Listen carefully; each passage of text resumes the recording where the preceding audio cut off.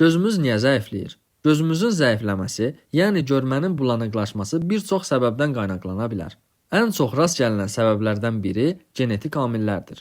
Əgər valideynlərdə miopiya, hipermetropiya və astigmat varsa, bu hal övladlarda da yarana bilər. Ekranlara uzun müddət baxmaq, kompüter, telefon və planşetlərə davamlı olaraq baxmaq göz əzələlərini yorur. Göz quraqlığına və zamanla görmə zəifliyinə səbəb ola bilir. A vitamini, omega 3 və sink kimi maddələrin çatışmazlığı göz sağlamlığına mənfi təsir göstərir. Zəif işıqda oxumaq, günəş eynəyi taxmamaq, yaşın irəliləməsi, şəkərli diabet və yüksək təzyiq kimi xəstəliklər də gözün zəifləməsinə səbəb ola bilər. Bəs nə etməli? Göz sağlamlığı üçün müntəzəm göz müayinəsi, düzgün işıqlandırma, ekran qarşısında fasilələr və balanslı qidalanma çox vacibdir.